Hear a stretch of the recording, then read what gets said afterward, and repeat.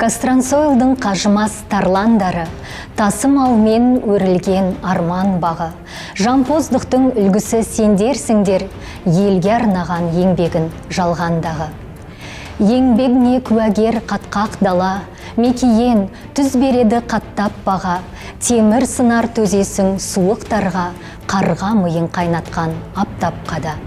Бірлік, кәсіп, өмірлік бағамдары, көз тігеді қызығып саған бәрі.